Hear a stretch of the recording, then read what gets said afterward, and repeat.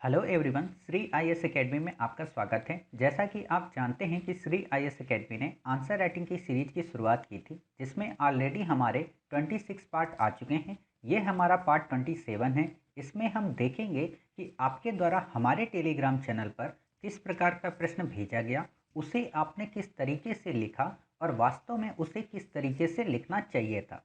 तो चलिए शुरू करते हैं। जैसा कि आप देख रहे हैं ये प्रश्न है, तो हम क्या करेंगे, सबसे पहले इनके प्रश्न को पढ़ेंगे, इनके उत्तर को, और फिर हम देखेंगे कि वास्तव में इन्हें क्या लिखना चाहिए। तो इनका प्रश्न है, फिरोज शाह तुगलक मोहम्मद तुगलक के द्वारा आच्छादित हो गया। इस कथन के प्रकाश में फिरोज तुगलक की नीतियां और कार्यों के महत्व का मूल्यांकन कीजिए। क्लियर। इन्होंने क्या लिखा है, पढ़ते हैं। इन्होंने लिखा है, सर्वप्रथम आच्छादित से तात्पर्य है कि फिरोज को साम्राज्य की समस्याएं विरासत में प्राप्त हुई मोहम्मद तुगलक से। वो समस्याएं क्षेत्रीय विद्रोह, दरबारी षड्यंत्र, वित्त संकट तथा कृषक विद्रोह आदि थे। अब इन परिस्थितियों में फिरोज की नीतियों व कार्यों को देखें तो उसने सर्वप्रथम शासन का आधार शरीयत को बनाया तथा पूर्ववर्ती शासकों के विपरीत उलेमाओं को शासन के संचालन के लिए महत्वपूर्ण माना, जैसे नियमों के निर्माण में, जिसका परिणाम हुआ कि इनके दखल के कारण प्रशासन सुचारू ढंग से चल पा रहा था, क्योंकि यह उलेमाओं का ज़्यादा समूह कट्टर था। फिरोज महिलाओं को मज़ारों पर जाने से पाबंदी लगा दिया। जजिया अब ब्राह्मण पर भी लगाया गया। फिरोज कर का निर्धारण भी उलेमा की सहमत से करता था। अमीरों के प्रति भी इसकी नम्र थी। उलेमाओं की तरह इन्हें भी संतुष्ट करने का प्रयास करता था ताकि ये विद्रोह न कर दें। इक्तादारों का पद वंशानुगत हो गया। दाग व हुलिया की पद्धति निष्क्रिय तथा ख्वाजा का पद भी निष्क्रिय हो गया। यहाँ तक कि अमीरों के विद्रोह के प्रति भी कठोर रवैया, जैसा कि बलबन अपनाता था, उसका त्याग कर दिया। फिरोज शाह तुगलक सल्तनत का सबसे बड़ा निर्माता माना जाता है। जैसे बड़ी संख्या में नगरों, मदरसों, मस्जिदों का निर्माण उल्लेखनीय है। इसी के समय अष्टभुजी भवनों का निर्माण हुआ। आर्थिक दृष्टि से देखें तो इसने भू राजस्व के स्थान पर उत्पादन को बल दिया तथा इसके लिए नहरों का निर्माण कराया। यदि इन उपयुक्त नीतियों व कार्यों का मूल्यांकन करें तो उसकी धार्मिक नीति में तत्काल सल्तनत को स्थिरता प्रदान किया, परंतु दीर्घकालिक स्तर पर इस साम्राज्य के विघटन का महत्वपूर्ण कारक बनी। निर्माण को देखें तो यही धारा बाद के मुगलों के समय चरमोत्कर्ष पर पहुंच गई तथा आर्थिक सुधारों की सफलता की पुष्टि इस बात से होती है कि अलबरूनी ने फिरोजकालीन जाट को पशुपालक कहा था। यही जाट मुगल काल में बड़े पैमाने पर खेतिहर हो गए। ये उसकी आर्थिक सुधारों का परिणाम था। ठीक है, आपने इतनी सारी बातें लिख दी। कोशिश आपने की है काफ़ी अच्छा लिखने का, और सारे डायमेंशन लगभग उसके सुधार से आपने कवर भी किए हैं।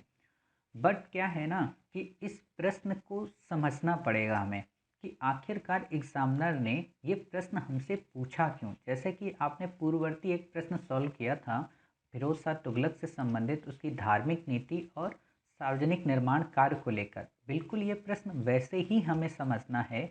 और यहाँ पर जो आपसे मूल मंतव्य पूछा गया है, देखिए, फिरोज शाह तुगलक क्या है ना, इसकी पर्सनालिटी को लेकर काफ़ी सारी डिबेट्स रहती हैं। उसी डिबेट्स का ये प्रश्न है कि जो फिरोज शाह तुगलक है ना, वो मोहम्मद बिन तुगलक द्वारा आच्छादित हो गया। यानी कि अगर मोहम्मद बिन तुगलक ना होता तो फिरोज शाह तुगलक के कार्य और उसकी नीतियां और उसका राज्य पर नियंत्रण एक अलग पर्सनैलिटी को दर्शाता। कहने का मतलब कि फिरोज शाह तुगलक तो बहुत अच्छा था, किंतु मोहम्मद बिन तुगलक के काम ऐसे थे कि जिसने फिरोज शाह तुगलक के व्यक्तित्व को महत्वहीन बना दिया। समझ रहे, इस प्रश्न का मूल मंतव्य यही है। तो आप जब इस प्रश्न को पढ़ें तो आप पहले ये समझें कि इस स्टेटमेंट का क्या मतलब। हालांकि आपने इस स्टेटमेंट का मतलब बता दिया और काफ़ी अच्छे से आपने बताने का प्रयत्न किया है, लेकिन आपका स्टेटमेंट केवल इसी मंतव्य तक सीमित नहीं होना चाहिए। क्यों? क्योंकि मूल बात क्या है, उसने आपको बस ये एक पॉइंट दिया है, आपसे ये नहीं कहा कि आप इसी के बेस पर हमें सब कुछ बता दो या इसी को आप एक्सप्लेन कर दो। ठीक, उसने आपको बस ये एक लाइन दे दी और आपसे पूछा इस कथन को आप अपने ध्यान में रखिए और इसमें आप फिरोज शाह तुगलक की नीतियां बताइए और कार्यों का महत्व बताइए। क्लियर? यानी कि आपको इसमें मूलतः क्या बताना है, फिरोज शाह तुगलक की नीतियाँ और उसके कार्य। और जब आप उसकी नीतियाँ और कार्य बता रहे हों तो आप ये बताएं कि उसने ऐसी नीतियाँ क्यों अपनाई, क्या उसको ऐसी नीतियाँ अपनानी चाहिए थी, और अगर उसने ऐसी नीतियाँ अपनाई तो उसमें दोष क्या थे, क्या वो इनमें सुधार कर सकता था या नहीं कर सकता था, या फिर उसने जो कार्य संपादित किए वो कार्य वास्तव में कितने महत्वशील थे, या उन कार्यों की महत्ता कितनी है, न केवल उस काल में बल्कि आने वाले युगों के लिए। साथ ही उसकी नीतियों और कार्यों के महत्व ने दिल्ली सल्तनत के विघटन को क्या रोक दिया या फिर विघटन को बढ़ा दिया। इस आधार पे आपको इस प्रश्न का मूल्यांकन करना है। समझ रहे? कहने का मतलब कि आपको इसमें ऐसे एक्सप्लेन करना है कि वास्तव में फिरोज शाह ने जो नीतियां अपनाई वो कितनी सही थी, और उसके जो कार्य थे वो उस तत्कालीन युग के हिसाब से कितने न्यायोचित थे। और इस आधार पर हमें बताना है कि क्या उसके कार्य, क्या उसकी नीतियां बाद के काल तक चलती रहीं या उनमें परिवर्तन भी हुआ, और अगर हुआ तो क्यों हुआ, और जो परिवर्तन हुआ उसने क्या दिल्ली सल्तनत के विघटन की रफ्तार को बढ़ा दिया था या कमतर कर दिया। समझ रहे? इस आधार पे आपको बताना है। तो जब आप बताएंगे तो आप सीधा सीधा पहले साधारण तरीके से सिर्फ आप एक्सप्लेन कर दें कि फिरोज शाह तुगलक मोहम्मद तुगलक के द्वारा जो आच्छादित हो गया, इस स्टेटमेंट को आप एक्सप्लेन करें जैसा आपने बताया। और आप ऐसे स्टेटमेंट ना बिल्कुल एक्सप्लेन किया करें कि सर्वप्रथम आच्छादित का हम आपको मतलब बता देते हैं। इससे क्या होता है कि आपका जो उत्तर है ना वो विखंडित नज़र आता है। कहने का मतलब उसमें एक तारतम्यता नज़र नहीं आती। आप क्या करें कि फिरोज शाह मोहम्मद बिन तुगलक की मृत्यु के बाद फिरोज शाह तुगलक तुगलक वंश का शासक बनता है, जो कि कुछ हद तक मोहम्मद बिन तुगलक की नीतियों व कार्यों के प्रति संघर्ष करते हुए अपने शासन में कई सारे वर्गों, अमीर वर्गों को उनके उच्च पदों पर नियुक्त करता है, जिस कारण ये कहा जाता है कि उसने जो तुष्टीकरण की नीति अपनाई वो वास्तव में मोहम्मद बिन तुगलक के द्वारा उसे धरोहर के रूप में मिली थी। किंतु गहराई से देखें तो उसकी नीतियां व कार्य उससे इस बात से विलगता प्रदान करते हैं, और उसकी नीतियों और कार्यों के लिए कई बार इतिहासकार उसे या तो आदर्श मुस्लिम के शासक के रूप में घोषित कर देते हैं या फिर उसे अकबर का पूर्वगामी बताते हैं। किंतु अगर हम और गहराई से देखें तो हमें ये स्पष्ट हो जाएगा कि वास्तव में उसकी नीतियां और उसके जो कार्य थे ना तो वो अकबर के समकालीन थे, ना ही वो अकबर की तरह सर्वकालिक थे, कहने का मतलब सभी के उन्नत के लिए थे, बल्कि उसकी नीतियां और उसके कार्य जो तुष्टीकरण के तहत अपनाए गए उसने दिल्ली सल्तनत के विघटन को गति प्रदान कर दी या उसे उत्प्रेरकता प्रदान कर दी। हालांकि कई बार ये हिस्टोरियन कहते हैं, इतिहासकारों का यह मानना है कि फिरोज शाह तुगलक ने जो नीति अपनाई उसके लिए मोहम्मद तुगलक जिम्मेदार है, लेकिन विषमताएं तो सभी राजाओं के साथ थीं, किंतु उन राजाओं का अपना व्यक्तिगत भी एक कैरेक्टर था जिस बेस पर वो अपने राजत्व के सिद्धांत को हमेशा मजबूत रखते थे, जिससे उनका राज्य विखंडन के दौर से न गुजर सके। और उस मोर्चे पर फिरोज शाह तुगलक असफल नजर आता है। भले ही उसकी नीतियां कितनी भी सही हों, भले ही उसके कार्य कितने भी सही हों, लेकिन वो नीतियां और वो कार्य अगर शासन की सुदृढ़ता नहीं कर सकते, अगर शासन में व्यक्ति स्थिरता नहीं ला सकते, अगर वो बाद के कार्यों के लिए प्रासंगिक नहीं रह सकते, तो फिर क्या फायदा ऐसी नीतियां अपनाने से। आपको ऐसे इसमें एक्सप्लेन करना है। क्लियर?